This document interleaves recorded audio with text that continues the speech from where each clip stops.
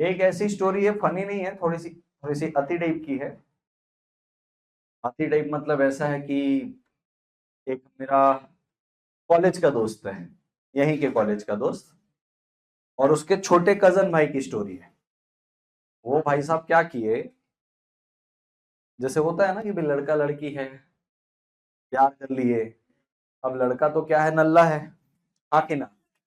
लड़की पढ़ने लिखने वाली है, वो भी कौन सी डॉक्टरेट की पढ़ाई कर रही है, हाँ कि ना। तो एक एक समय में रियलाइज होता है ना ऐसे कि भाई अब मैं मतलब पढ़ाई करनी ही करके, अरे हाँ कि ना। तो लड़की ने ऐसे डिसाइड किया कि भाई थोड़ी सी दूरी बनाई जाए, पढ़ाई में डिस्टरबेंस हो रहा है, ऐसे करके उनने बातचीत करना बंद कर दिया। तो लड़की ने क्या एक्चुअल में इग्नोर करना शुरू किया था, इसलिए उसने लड़के को ही दिख रहा था धीरे धीरे। अब ऐसा होता है ना, एक बार आप दूरी बनाते हो बात ना होते होते तो ईगो में आते आते बात बंद हो जाती है। अब बात बंद तो हो गई है, लेकिन मन भरा रहता है एकदम, फूटने को रहता है कहीं तो भी निकालू करके, क्योंकि तुम क्या मेंटली क्या हो, डिस्टर्ब। तो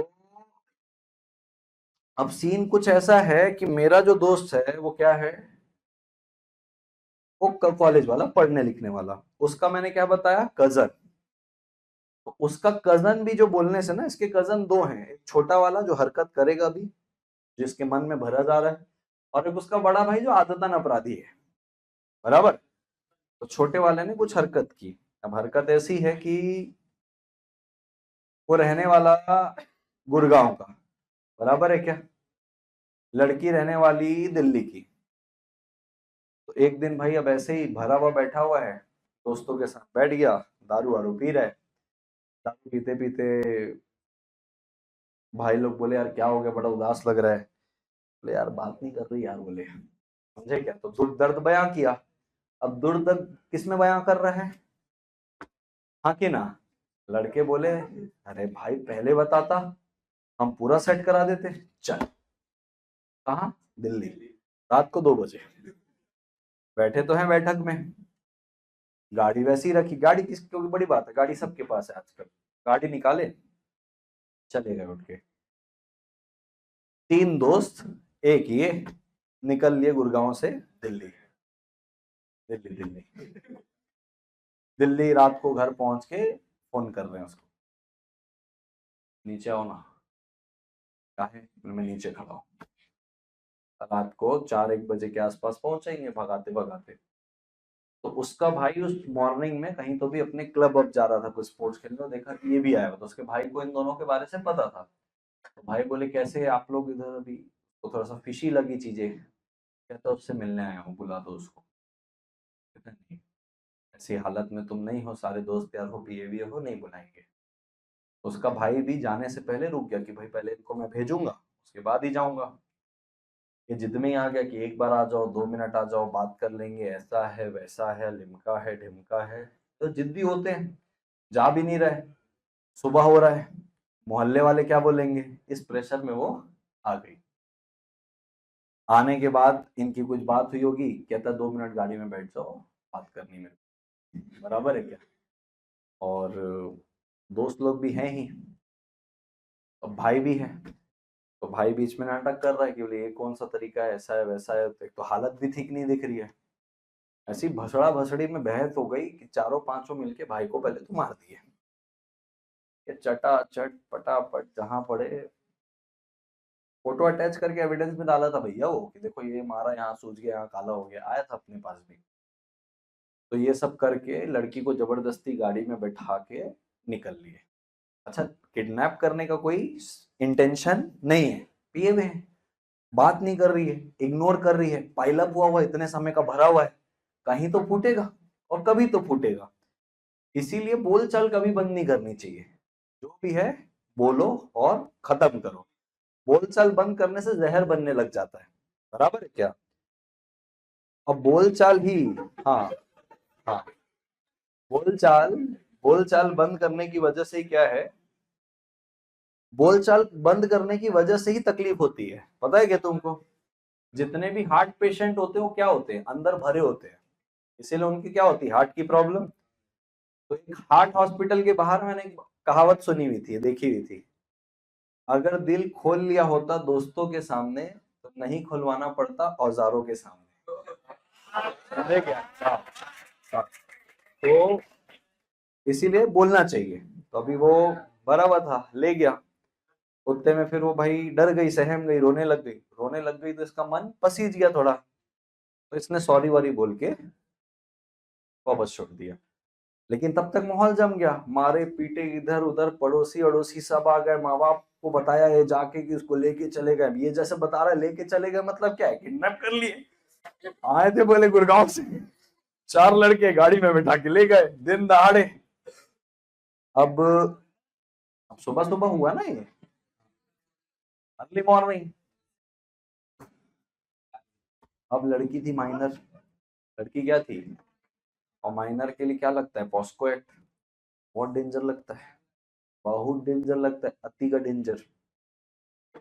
लड़का जस्ट 18 हुआ था, उसके ऊपर अपहरण का केस, उसके ऊपर पॉस्को एक्ट का केस, उसके ऊपर मारा पीटी का केस, क्योंकि भाई को मारे थे। तो चार्जशीट यानी कि पुलिस रिपोर्ट यानी कि एफआईआर के अंदर ये लिखाया गया कि घर आया, बुलाया, बड़े भाई से मारपीट की, जोर जबरदस्ती करके लड़की को बैठाया और किडनैप करके ले गया और बदसलूकी करने की कोशिश की, मॉलेस्टेशन, पॉस्को एक्ट।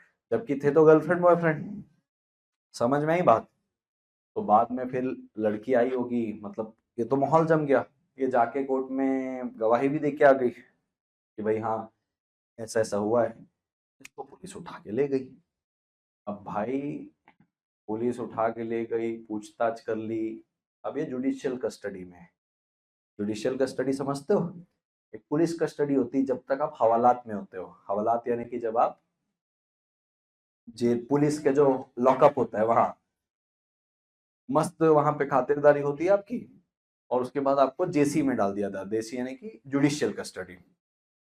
अब आप तब तक बाहर नहीं आओगे जब तक आपके लिए कोई जमानत नहीं करेगा या आप बरी नहीं हो जाते। हाँ, बेल आप रेगुलर बेल लगाओगे, बाहर आओगे, फिर ये ट्रायल चलते रहेगा चलते रहेगा, जिस दिन साबित हो गया फिर अंदर चले जाओगे।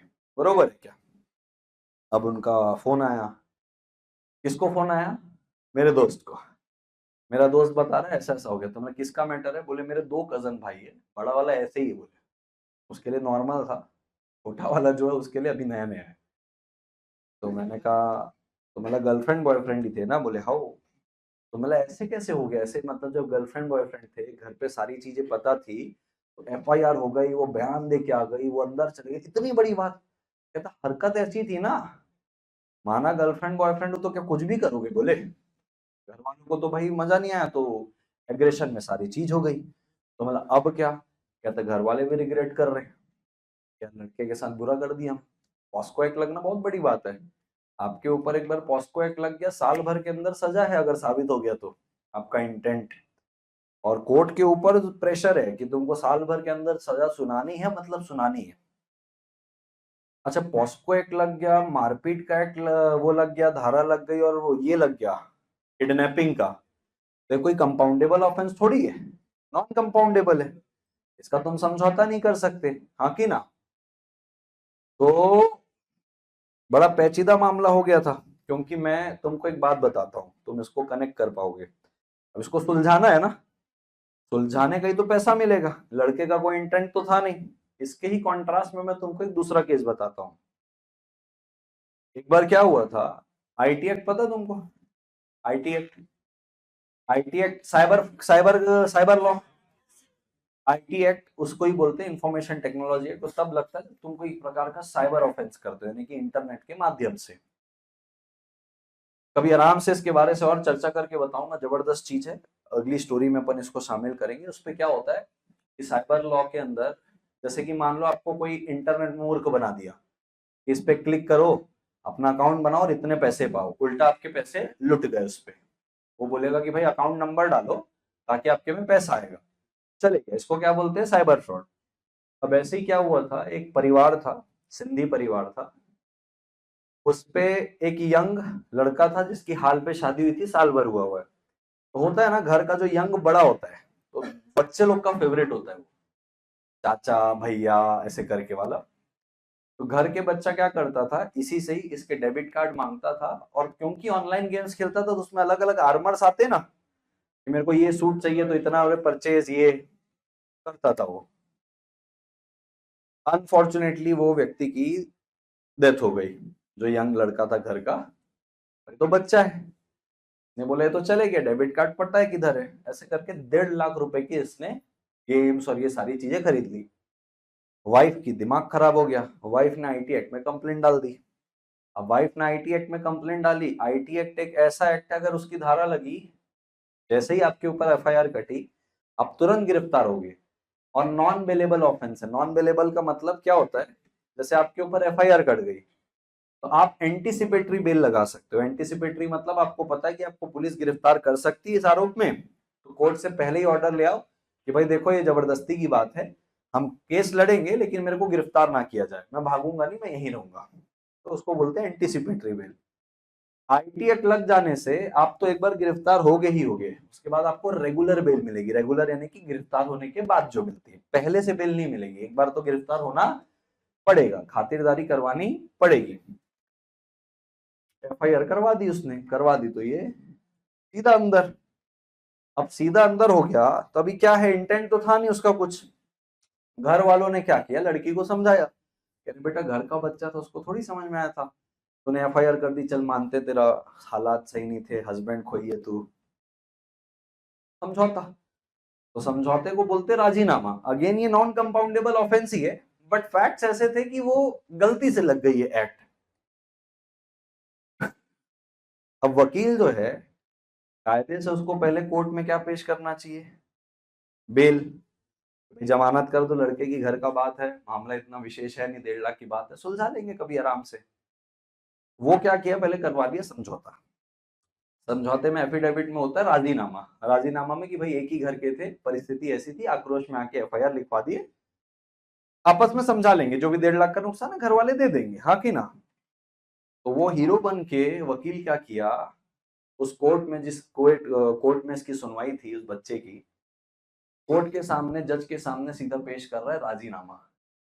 तो जज साहब, समझौता हो गया इनका, बरी कर दो, केस खत्म करो।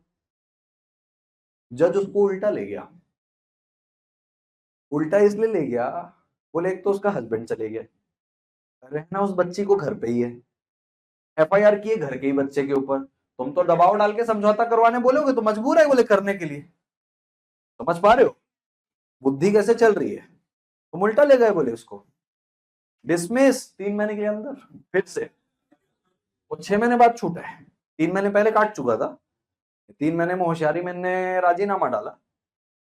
कायदा ये कहता है पहले बेल डाल, समझाओ उसको कि सर देखो मामला है क्या, घर के ही लोग थे, 1.5 लाख रुपए की बात थी, बच्चा ना समझ था, गलती से कर दिया है, अभी घर वाले भी रिग्रेट कर रहे हैं, समझ लेंगे क्या है, छोड़ दो उसको।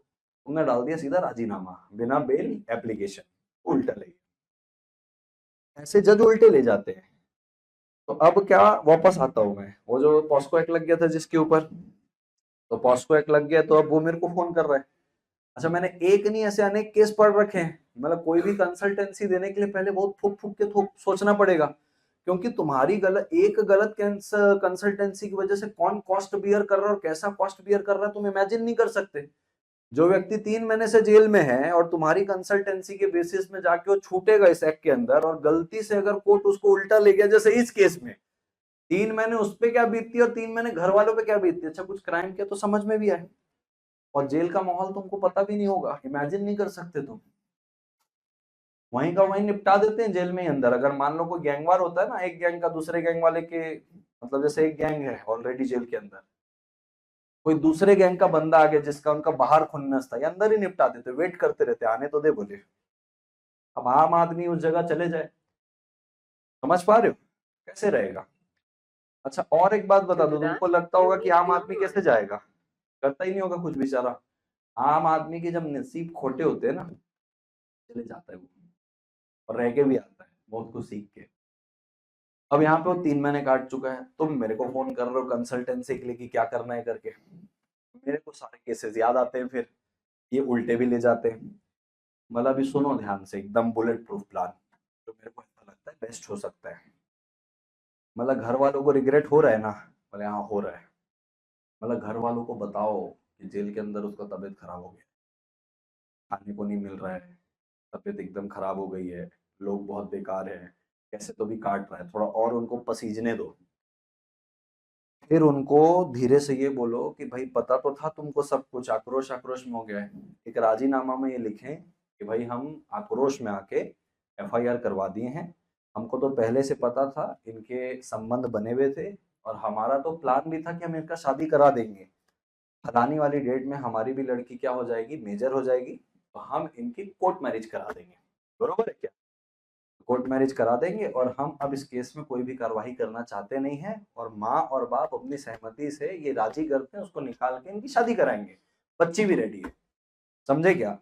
इससे ये बड़ा साबित हो जाएगा कि हाँ इनका ना, इसका इंटेंशन कुछ ऐसा था, घर वालों को सारी चीजें पता थी और वो पॉजिटिव सेंस में लेके जाएगा, नहीं गलती से उल्टा लेके चले गया कि तुम बेल लगा रहे हो। मतलब यहाँ पे तुमको उल्टा बेल नहीं लगानी है, यहाँ पे तुमको राजीनामा पहले लगाना है। वो केस था जहाँ पे पहले बेल लगाना था, क्योंकि वो उल्टा ले जाने वाला था। ये तो भाई इतना सीरियस है, यहाँ पे टोटल साफ करना मांगता है इस केस को। और हाँ तुमको बेल भी लगाना है तो राजीनामा के साथ बेल लगा, कि मान लो राजीनामा मतलब क्या, केस को ऑन द स्पॉट खत्म किया जाए। इतनी जल्दी खत्म होते नहीं है केस, कुछ ना कुछ जज की डिस्क्रिएशन आ जाती है, फैक्ट्स पड़ता है। तो मैं बोला राजीनामा का अगर वो बात नहीं सुनता है तो कम से कम उससे ये रिक्वेस्ट कर लो कि सर देखो राजीनामा हो चुका है, एटलीस्ट केस खत्म ना करो तो बच्चे को तो बाहर निकाल दो, बेल तो दे दो, आते रहेंगे। ऐसे करके डिप्लोमेटिक वे में पेश करना उन चीजों को, फिर ये तब कुछ हो सकता है। नहीं तो पॉस्को लगा दिया, मर्डर लगे, किडनैपिंग लगा दिया, मारपीट लगा दिया, और तुम उसको बोल रहे हो कि समझौता, तो इस फैक्ट्स को ऐसे मोल्ड करना पड़ेगा कि ये प्यार मोहब्बत के एग्रेशन में हो गया, उसको पेश करो ऐसे करके। कि वकील को उनने सब बताया और डिस्कस किया, कुछ तो करके इनने पेश किया, ऑन द स्पॉट केस खत्म हो गया कि चलो राजीनामा, समझौता, लड़का बाहर। अब लड़का बाहर होने के बाद उसका जो बड़ा भाई, जो आदतन है, वो फोन कर रहा है मेरे को। समझे क्या? अरे छावड़ा साहब, मजा आ गया बोले। समझे क्या? एक तो आदतन, मैंने किया कौन, अरे आपके दोस्त ने बताया था ना, वही कह रहा हूं मैं। छावड़ा साहब मजा आ गया, मैं 10 साल से इस लाइन में हूँ बोले, आज तक ऐसा बंदा नहीं देखा मैंने हरियाणवी टोन में, क्योंकि वो वैसे ही है। मतलब अरे thank you thank you. Chhawra साहब, दुनिया के किसी कोने में कोई कुछ बोल दे आपको, भाई का नाम याद रखना। समझे क्या? मैं भाई, मेरे को तो नहीं पता था। छावड़ा साहब आप हुक्म करिए बस, किधर किसको उठाना निपटा देते हैं हम तो सीधा। वो नहीं तुमको मुन्ना भाई एमबीबीएस में जो उस लड़की का बाप रहता है, कि वो बताता है कि उसने, उसका मैंने ऑपरेशन किया था तो उसने बोला था कि कोई भी दिक्कत हो मेरे को याद करना, ये एहसान मान लेते हैं। एडवोकेसी एक ऐसा प्रोफेशन है ना, ध्यान से सुनना क्या बोल रहा हूँ। एडवोकेसी एक ऐसा प्रोफेशन है जहां पे तुम सीखते हो क्लाइंट के पैसे से। सच बोल रहा हूँ, क्लाइंट आ रहा है, पैसे दे रहा है, तुम उसके फैक्ट से ही सीख रहे हो कि केस में क्या है, फिर उसके ही पैसे देने पे दिमाग लगा रहे हो क्या करना है। तुम्हारे दाव पे सही भी नहीं लगे तो जा मर तो रहा है क्लाइंट, तुम्हारा क्या जा रहा है? समझ रहे हो क्या? एडवोकेसी लॉ एक समुद्र है भाई। तुमको पता है सुप्रीम कोर्ट के जितने भी लॉयर है कितना कमाते हैं?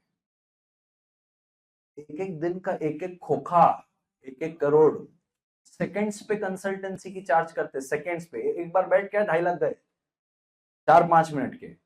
कंसल्टेंसी की फीस है भाई, क्योंकि नॉलेज, फंसे हुए हैं लोगों के केस, उनको पता नहीं होगा, गजब गजब पैसा फेंकता है भाई एडवोकेसी। सीखना आना मांगना चाहिए, उतना ललक होनी चाहिए सीखने की। तो मैं क्या बता रहा था तुमको, क्या बता रहा था मैं? कौन आया वो जाने दो। हाँ, क्लाइंट के पैसे से तुम सीखे, मर तो वो रहा है। तो एक ऐसा प्रोफेशन है कि तुम क्लाइंट के कॉस्ट पे सीख रहे हो, और तुमको प्रेशर भी रहता है, क्योंकि एक बार दो बार क्लाइंट को डुबाओगे, तीसरी बार क्लाइंट भी नहीं आएगा, क्योंकि नाम क्या हो जाएगा तुम्हारा, खराब। तो तुम क्लाइंट के पैसे से सीख रहे हो। और एक मजेदार बात बताता हूँ, जैसे लॉयर हो गया, जज हो गया, अब जैसे तुम जज की जो जॉब है, जज की जो ड्यूटी है, वो बहुत कठिन है भाई, अति कठिन है। एक ना मद्रास हाई कोर्ट के चीफ जस्टिस थे, वो अपने फेयरवेल पे एक बात बोले थे। अपने फेयरवेल में बोले थे, मतलब रिटायरमेंट हो गया, तो फेयरवेल में क्या बोल रहे हैं, in a court of trial. In a court of trial समझ रहे हो, जब कोर्ट में कानूनी कार्रवाई चलती है, in a court of trial both the parties, यानी कि जो लड़ रहे हैं, in a court of trial both the parties knows the truth, it is the जज हु इज ऑन ट्रायल। समझ पा रहे हो, डेप्थ है बातों में। दोनों पार्टी को सच्चाई पता है भाई, लड़ वो नहीं रहे, लड़ाई तो मेरे से ही है। मैं ट्रायल में, मेरे को समझना है कि कौन सही है कौन। तुम सोचो कितना फैक्ट्स को टटोलना पड़ता होगा और उसके बाद जाके किसी पॉइंट में आना पड़ता होगा। कल एक आध स्टोरी और सुनाता हूं इसके ऊपर। Thank you so much.